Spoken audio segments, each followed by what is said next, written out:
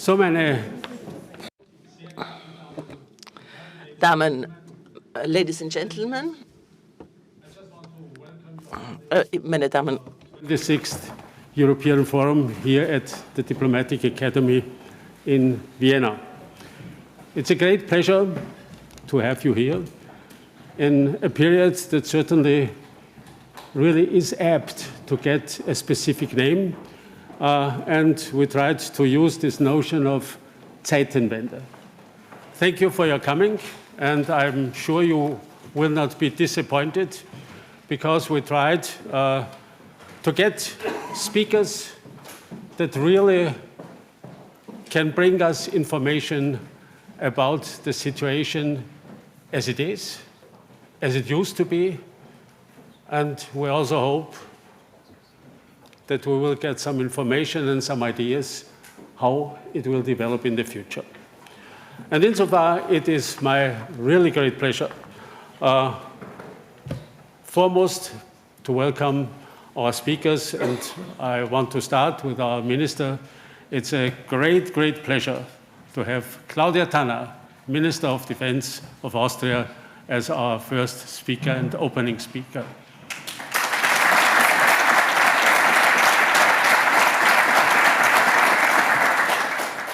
Of course, it's a great pleasure also to have guests from abroad, from Ukraine. And we do have three very prominent guests. And one person that certainly has been known all over the world, she came to us, and we really are happy about that. Please welcome, together with me, Yulia Tymoshenko.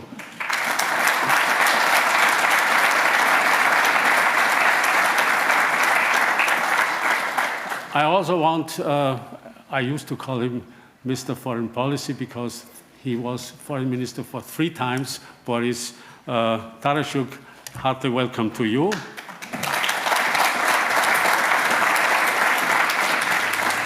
And the same to Grigori Nemiria, who is the first deputy chairman of the Foreign Policy Committee in the Ukrainian Rada.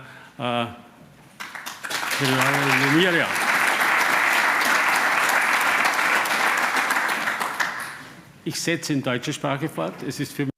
I will now continue in German. It is a great pleasure for me to welcome one of the most prominent Europeans here, not only as the head of the representation of the European Commission in Austria, a former Secretary General of the European Union. So I'm very proud to welcome Mr. Martin Selmayr.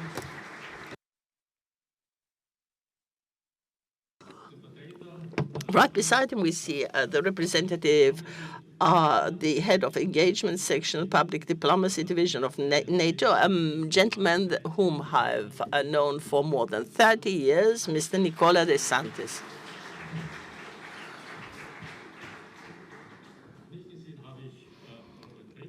I haven't yet seen General Robert Brix, who is now the chairman of the European Union Military Committee, but he will arrive in time for his presentation. He has announced that he will be a little late.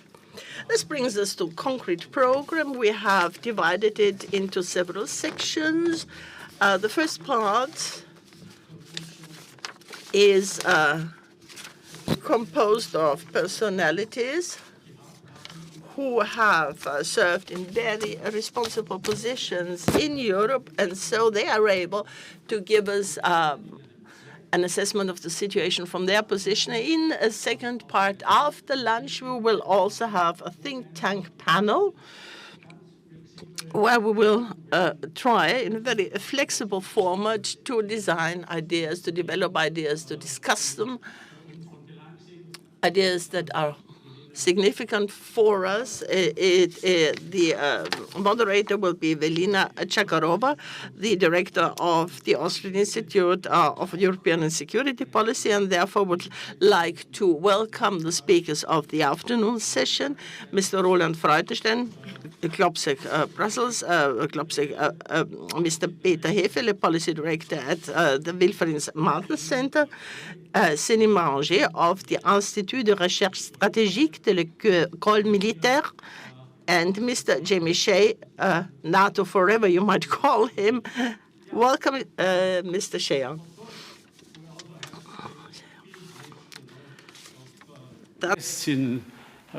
That are present today. I just want to name a very few ones, and I start with the former Minister of Defense, Friedhelm Frischenschlager. It is here Christine Huhtanen, for a long time Speaker in Parliament and also in international organizations.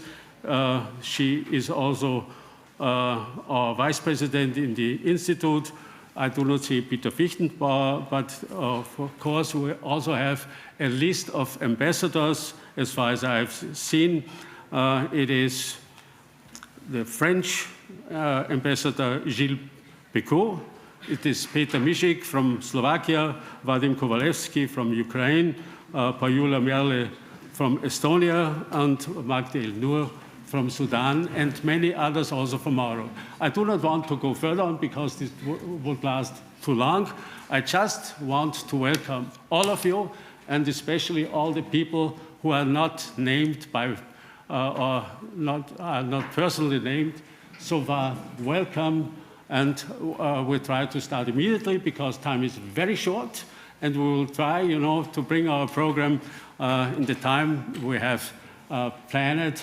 Also to you, and insofar I ask immediately now the Director of Diplomatic Academy, Ambassador Emil Brix, for his words of welcome.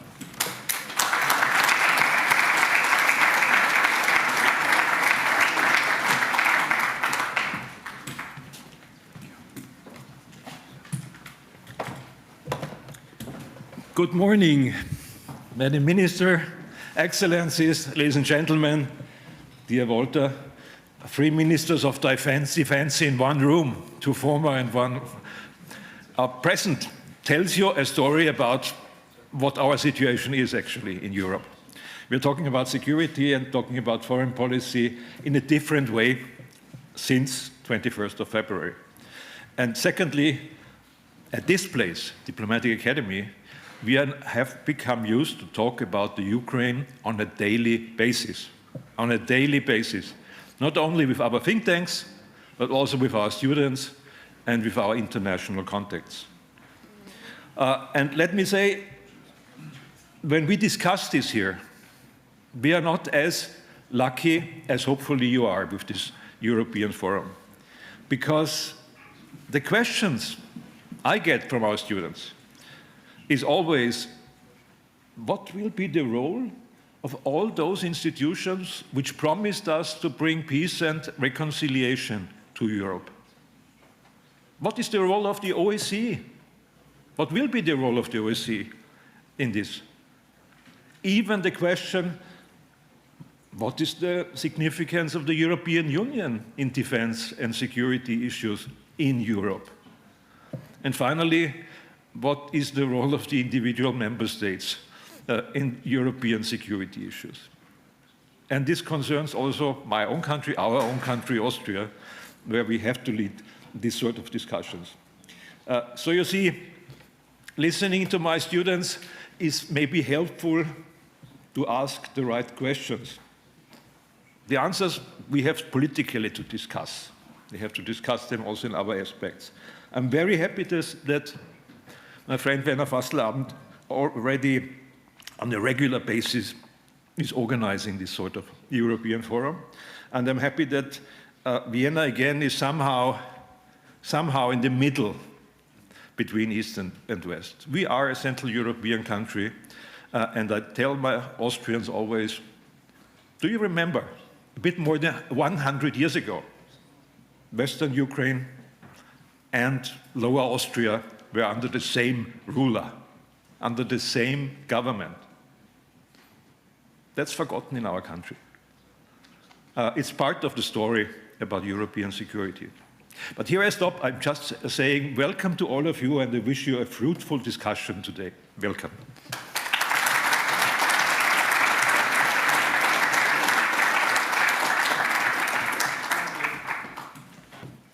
Dear ladies and gentlemen, dear friends, it's really great pleasure to be here in the 26th Forum, Zeitenwende for European Security. I'm humbled of the high level of speakers, ministers, Prime Minister. Great honor to be here. But first of all, I would like to thank Dr. Fasslabend, President of the Austrian Institute for European and Security Policy, not only being the president and partner in this organization, but also having the key role on Martens Center, and kind of to thank for and maybe responsible of the content and maybe the reputation of Martens Center, being the chair of the academic council from its very birth. And also I would like to thank Bettina Rausch from Political Academy, there you are, for being one of the founders and also bringing us to this forum. We are speaking about the future of European security, and so there are many questions we are going to discuss today. One is surely the role of NATO. We have one panel on that. So can we now consider that the NATO is the main platform for European security, especially in the context of Ukrainian war?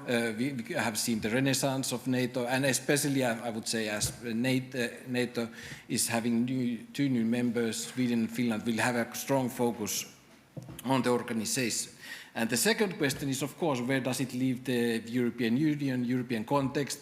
I think there's a new openness also in Eastern Europe for European security cooperation, as the division of the labor between NATO and EU seems to be more clear. That relates to the future of our relations with the United States. There's some, in 2 years, US has presidential elections, and let's put diplomatically, the US relation to Europe can have a new dimensions. As former Foreign Minister and Member of Parliament Radosław Sikorski a couple of weeks ago in Berlin was stating, he was making a point on this question what we have on US political situation and its impact on Europe, but also making a call for European Defence Union, whatever it means, and calling for German and Polish leadership. So what I make this point just to say that the discussion is there. Now we have the majority in the audience is Austrian, but there are many from us from other parts of Europe. And what we can see in European discussion, there's a very clear division now among countries. In this discussion, those countries who feel that their country, there's a realistic possibility that their country will have a war with Russia, and the rest. Those countries more closer to Big Bear, Baltic states, Nordic countries, Poland, and rest have very clear view on that Ukraine needs to win and Russia needs to lose, and that's the best guarantee. But when you go outside, then the discussion is much more. There's a much more variation. For example, in Germany, some weeks ago, TV channel, well, Tagesschau, which many of you are following also, made a poll where 60% of Germans were saying that they would prefer that there would be peace talk between Ukraine and Russia, even if it would mean that Ukraine would need to compromise.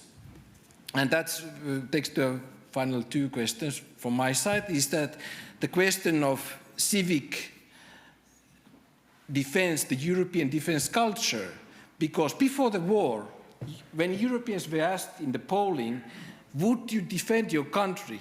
In Benelux countries, Belgium, Netherlands, and so forth, only less than 20% of the people say, yes, I would defend my country. In Germany, 20%. Even in France, considered as a European military power, it was 29, while closer to East, it was 60 to 70. So the question there is, do Europeans have a stomach to defend their own territory? And if not, what is our conclusion? And then the final question, of course, is the future of Ukraine and what happens in upcoming months. But I don't go more forward on that because we have an excellent panel and excellent speakers. So thank you so much of coming here. Thank you for the speakers and thank you, Dr. Fasslabend.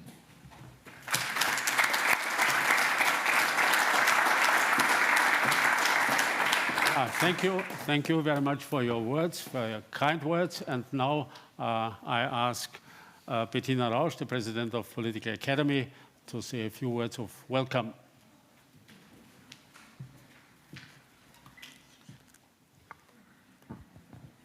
Es herrscht Krieg in Europa. There is war in Europe. Still.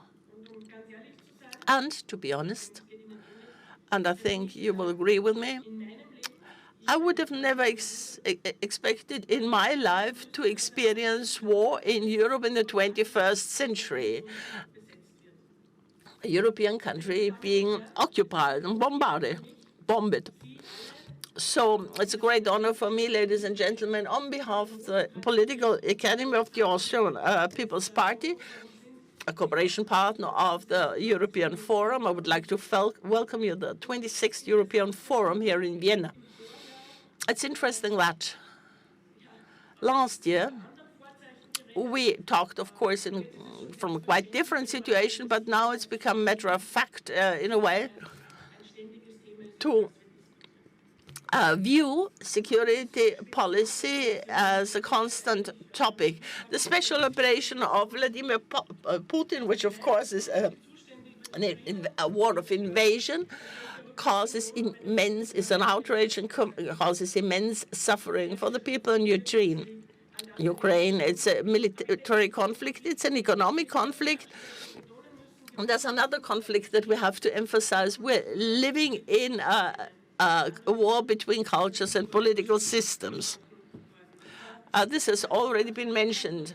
I visited Ukraine 20 years ago for the first time. I was a student. I think that in this period, Europe particularly open to people, how people are, how a country is. And I met people who were full of confidence for the future of their country, happy about values like freedom 10 years after overcoming the authoritarian Soviet regime. Some more to the West, there were other societies that still seem more attractive. Countries like Ukraine have turned towards Europe not because we have forced them to do it, but because people want to live according to Western values. We also have, of course, to discuss these values, but still they think about freedom, social market economy. These are countries that are oriented towards Western Europe, and they want to live in a society that we know and very often take for granted. So I believe that Ukrainians view their opportunities in freedom and democracy. The Russian regime around Putin regards freedom and democracy as a hazard. And therefore we have a fight between two systems. I think we are learning very, very the hard way that these are fragile goods, that they are not a matter of fact. My generation, of course, has received freedom and democracy as a gift, but there are also tasks related to it. In 2004, there was a survey conducted by the Bertelsmann Foundation, which noted that there were more authoritarian countries in the world than democratic ones. And I think this is a frightening tendency.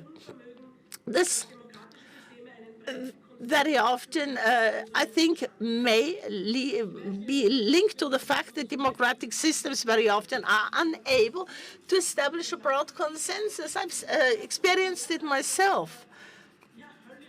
I think we must be very, very, very careful. I'm a member of the parliament. I love this activity. I think a parliament is the ideal place for discourse in democracy. We are living at the point of crystallization of democracy. We know that the political language has become tougher, sometimes almost inhuman. The everyday discussions are very often mudslinging, Puritanist almost, and we are noticing that the European democracy, which has been worked for so hard, is slowly, in a way, being damaged or perhaps even eroded. So I think this is decisive. The European Union and the European Great Peace Project must not be jeopardized.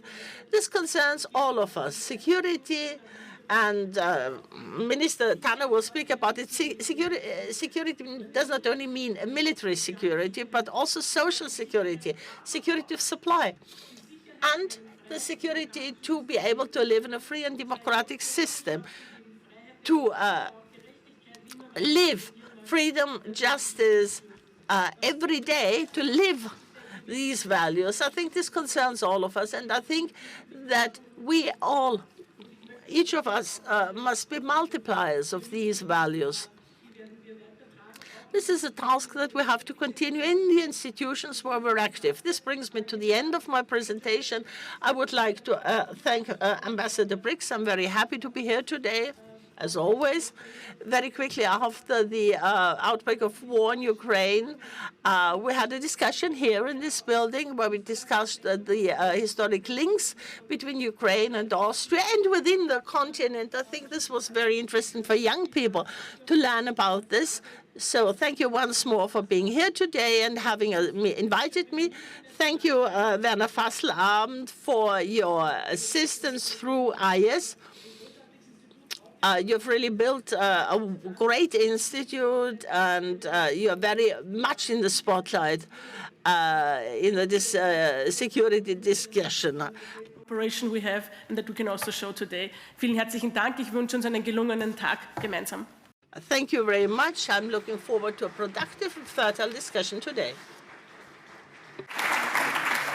Danke, Frau.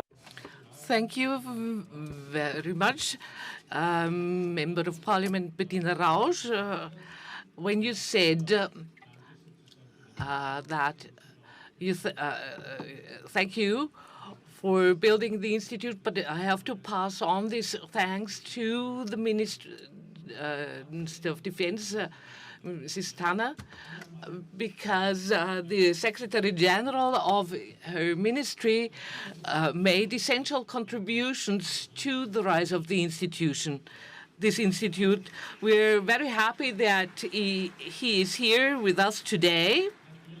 Of course, along with many other representatives. I don't want to mention any further names.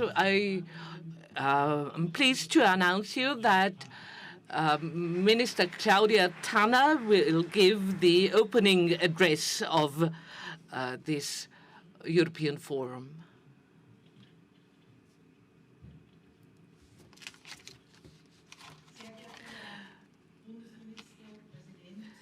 Mr. President and former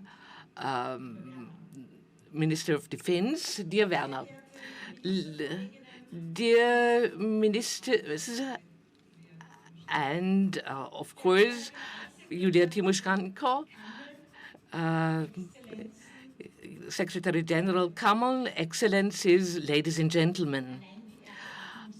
The opening words alone underline the importance of this cooperation between the institutions in times like these. It's just 1 year ago that we met here at the Diplomatic Academy at the 25th European Forum Vienna. I was also able to present the opening address last year, and I looked at what I said last year.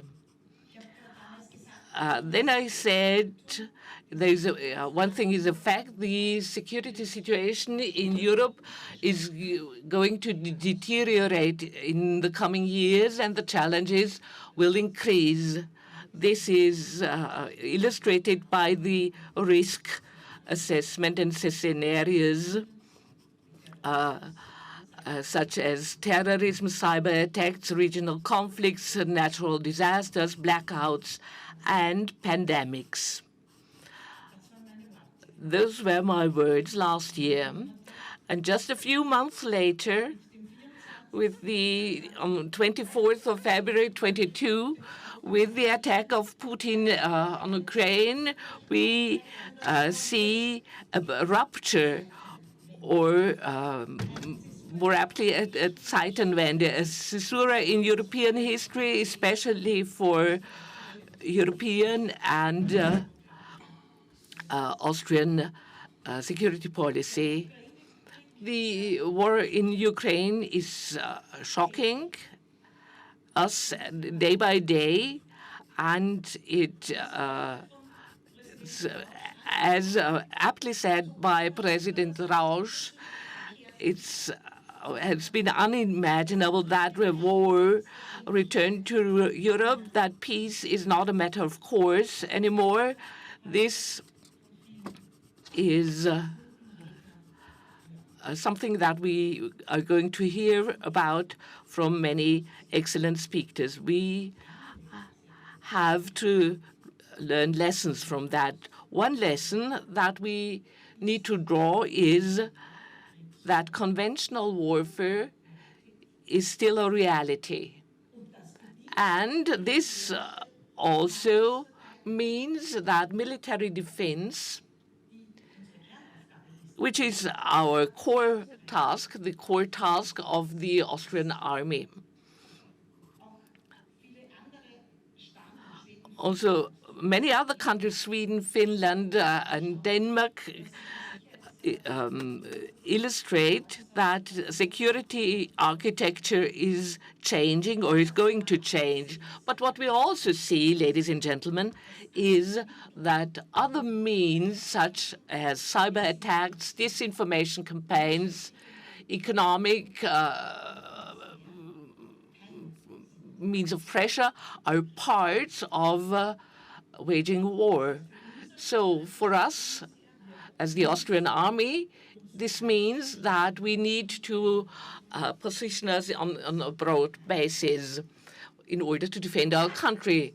In reality, the pandemic also already demonstrated that to us. We need to address completely different scenarios as an army, but the economy also has to do that, and all the other organizations in our Republic of Austria.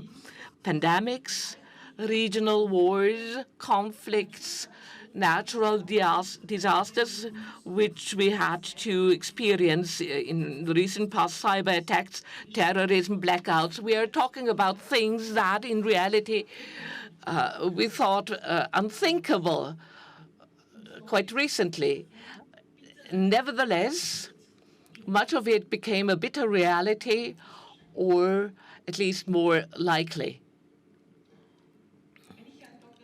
When I look at Dr. Sellmeier, I believe that in European defense policy we have already achieved quite a number of things, but I'm also convinced that we still have to do much more together. That is also in the interest of Austria and our security interest, because you can see that in the war in Ukraine, as Europe, we have to work together. We need to prepare not only for future risks and threats, but we have to realize that it is only possible through international cooperation effectively. And good and important example is the strategic compass of the European Union.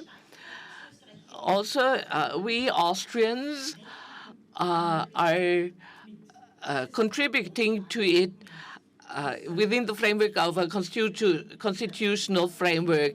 This basic document that outlines the policy of the European in defense and security realm and will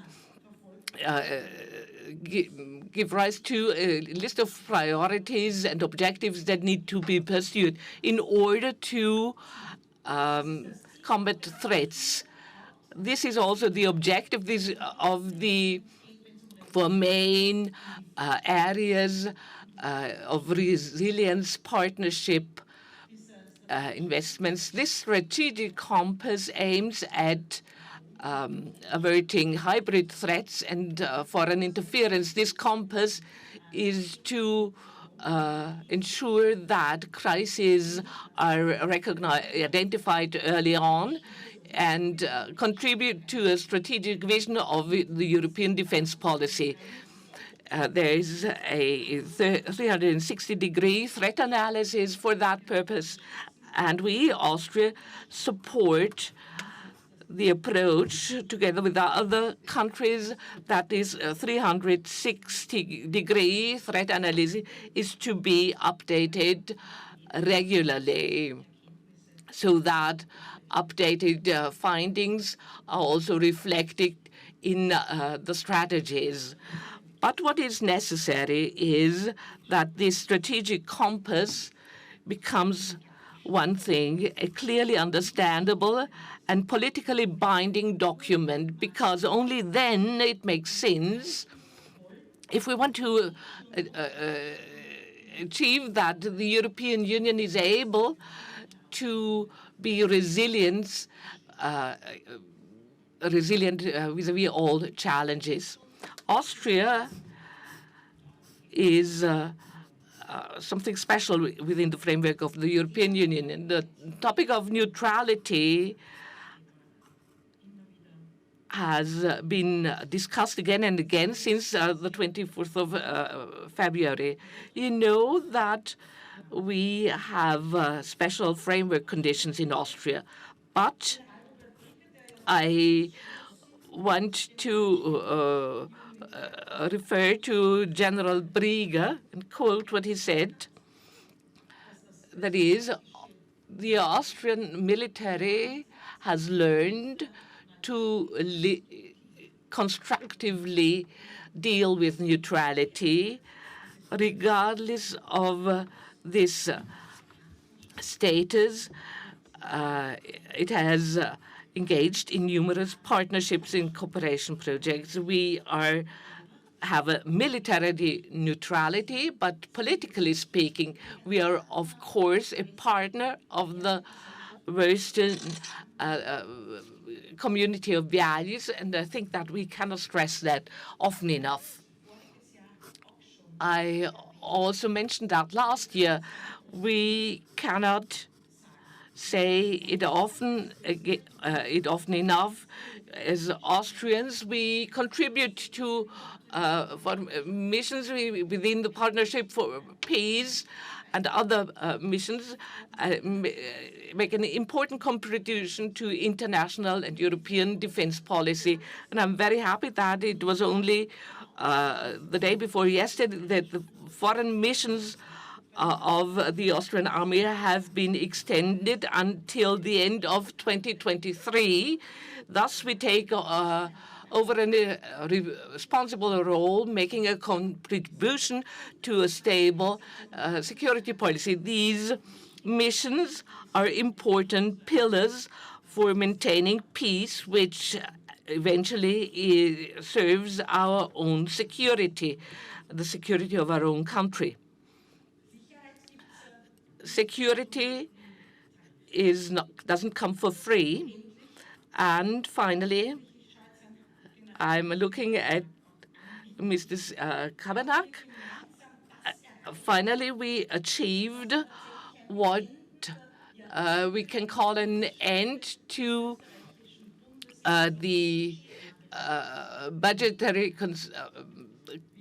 narrow budgetary limits of the Austrian army. We will spend 16 billion euro during the next few years. We'll have a basis that gives us planability, that allows us to develop our capabilities, because we need to make an awful lot of investments after many decades of reduced spending. But we also want to secure that beyond the current parliamentary term.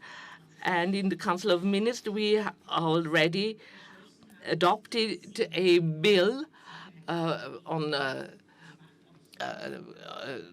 defense, which gives us a target and a perspective, because this is what we need. And now it's the turn of the Parliament to adopt that bill. And I'm sure that it will be adopted by all the parties represented there. What will we do with this military budget? We draw up a 10-year plan. We called it Mission Forward.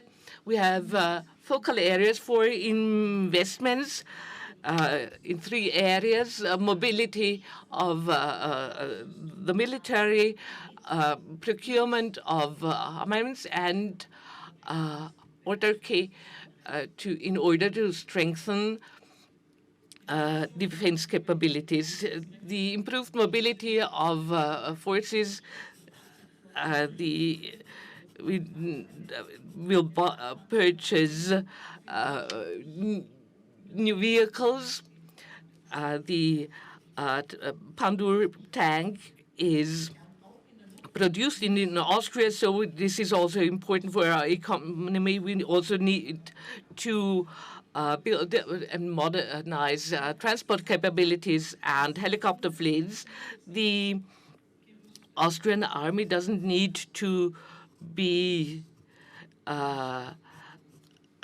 receive more armaments, but to get more equipment in order to be able to defend ourselves if need be. Neutrality alone will not protect Austria, but it is our army that will do that. Austria is not an island. Austria is just a small country in the heart of Europe.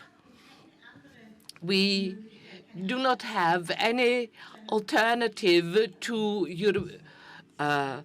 going European in defense policy, and we will make our contribution to the common security and defense policy of the European Union without giving up neutrality as a basis of our security policy. Austria can and will make an appropriate contribution to European security, because the common foreign security policy defines the framework for our national defense. It's not a small contribution that Austria makes. It's a remarkable contribution that we make to international crisis management through international missions. Already in 1960, we sent the first UN troops, and in Bosnia and Herzegovina, we have been present for many years.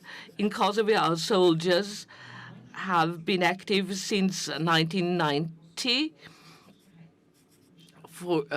to secure peace and stability.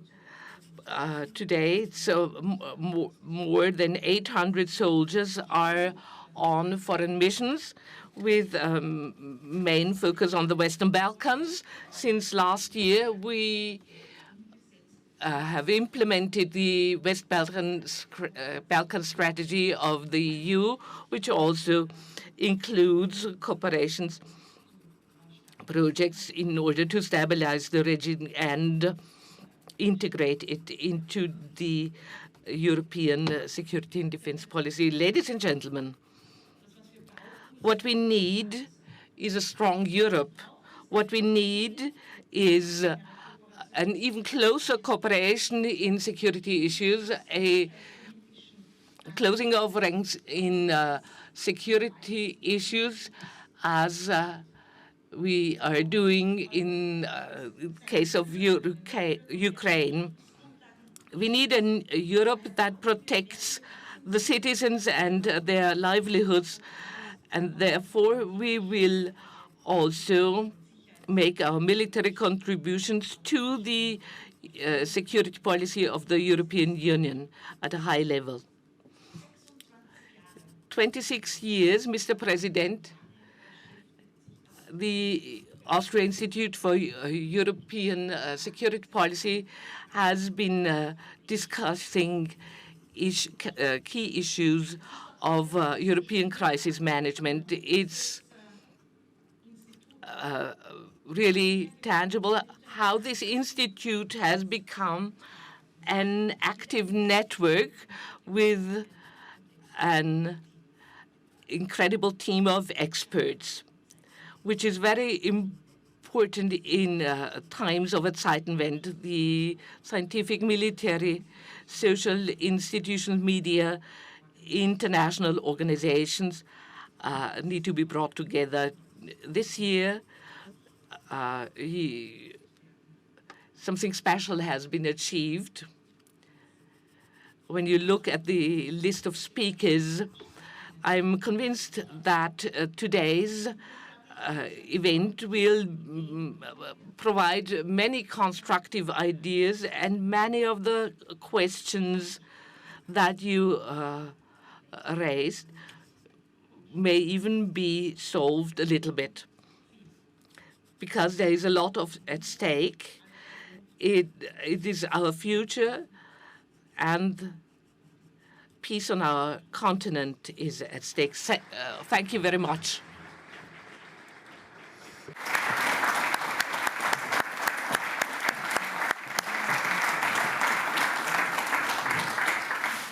Sehr geehrte Frau Bundesministerin. Dear Minister Tanner, we would like to thank you most cordially, not only for your opening speech, but especially for its content. When Klaudia Tanner became Minister of Defense of Austria, I was very often asked, well, what should we expect of her? And I always said the same thing.